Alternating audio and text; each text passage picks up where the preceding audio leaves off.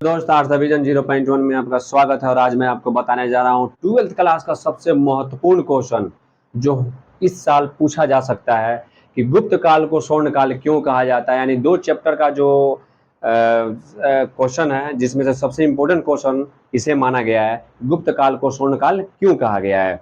स्वर्ण काल का अर्थ होता है कि सोने का नहीं, बल्कि स्वर्ण काल का अर्थ होता है कि उस साम्राज्य के शासन काल में जिसमें सभ्यता और संस्कृति चरमोत्कर्ष पे गई हो, उसी को हम स्वर्ण काल कहते हैं।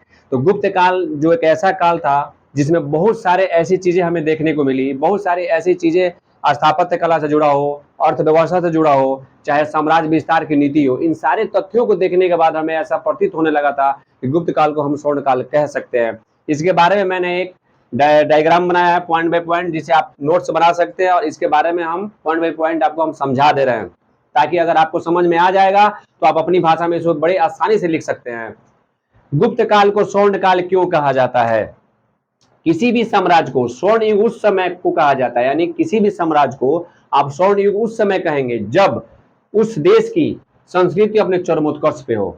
जिस देश की संस्कृति चरमोत्कर्ष यानी सबसे सर्वोपरि हो, उसी काल को स्वर्ण काल कहा जा सकता है। पॉइंट नंबर दूसरा, इतिहास में कई युग आते हैं जिसमें मानव सर्वाधिक, यानी यहाँ पे ध्यान देने योग्य बात है कि इतिहास में कई ऐसे युग आए हैं जिसमें मानव अब सर्वाधिक सामाजिक, सांस्कृतिक और भौतिक, ध्यान से सुनिए, सामाजिक यानी समाज में आगे, सांस्कृतिक यानी संस्कृति में भी आगे और भौतिक रूप से भी उन्नति करता हो, उस काल को स्वर्ण काल कहा जाता है। भारतीय इतिहास पर एक नजर डालें। जब हम भारतीय इतिहास की बात करते हैं तो उस पर एक नजर डालेंगे तो हमें यह जानकारी या यह देखने को मिलेगा कि गुप्त काल में ज्ञान, विज्ञान, कला, स्थापत्य एवं साहित्य, ध्यान से फिर इसको सुन लीजिए क्योंकि यह क्वेश्चन 12th के लिए काफी इंपॉर्टेंट है। भारतीय इतिहास पर एक नजर डालें तो यह देखने को मिलता है कि गुप्त काल में ज्ञान, विज्ञान, कला, स्थापत्य एवं साहित्य, इन क्षेत्रों में अधिक उन्नति हुआ है। यानी इन क्षेत्रों में गुप्त काल ने काफी उन्नति किया। ज्ञान विज्ञान में भी, जैसे इसमें आर्यभट्ट की कहानी आपको मिलेगी कि आर्यभट्ट ने दशमलव पद्धति की शुरुआत की। इसमें आपको 9 रत्न के बारे में जानकारी मिलेगी जो चंद्रगुप्त विक्रमादित्य के शासनकाल में थे। ठीक है, कुमार गुप्त की शासन व्यवस्था को सबसे शांति व्यवस्था के रूप से जाना जाता है। इनके शासनकाल में स्थापत्य कला काफी चरमोत्कर्ष पे गया था। पॉइंट नंबर दूसरा, राजनीतिक दृष्टि से देखा जाए, यानी ये तो हमने आपको बता दिया कि गुप्त काल में ज्ञान, विज्ञान, कला, स्थापत्य, साहित्य, लेकिन थोड़ा हम राजनीतिक दौर में जाते हैं। भाई राजनीतिक दृष्टि से भी गुप्त काल क्यों आगे था? तो राजनीतिक दृष्टि से देखा जाए तो समुद्रगुप्त, उस कहा जाएगा गुप्त काल का सबसे प्रतापी सम्राटों में से एक थे समुद्रगुप्त। यानी राजनीतिक दृष्टि से देखा जाए तो समुद्रगुप्त ने समस्त भारतवर्ष को जीत लिया था, इसलिए इन्हें दिग्विजय भी कहा गया है। साथ ही साथ वह कला का बड़ा प्रेमी थे, यानी बीड़ा बजाने में भी बड़ी शौकीन थे वो। अब आता है पॉइंट नंबर अगला।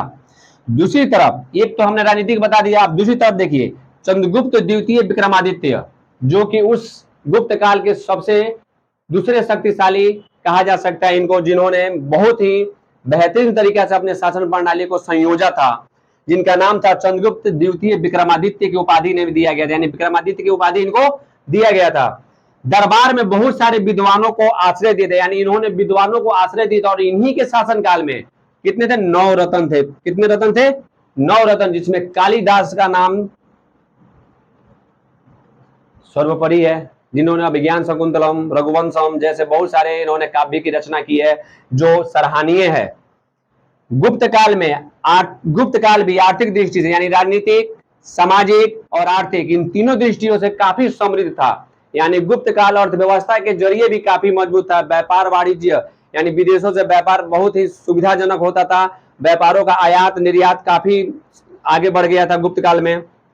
इन सारे तथ्यों को देखने के बाद हम सभी यह कह सकते हैं कि गुप्त काल जो है उसको स्वर्ण काल कहना गलत नहीं होगा। अगर सवाल पूछा जाए कि गुप्त काल को स्वर्ण काल क्यों कहा जाता है तो आप इस पॉइंट को लिख सकते हैं और आपको बेहतर नंबर मिल सकता है। इसलिए इस पॉइंट को समझ लीजिएगा और अच्छा से अपने भाषा में भी लिख सकते हैं, क्योंकि एग्जामिनेशन हॉल में जितना आप अपना भाषा डालिएगा उतना ही बेहतर होता है।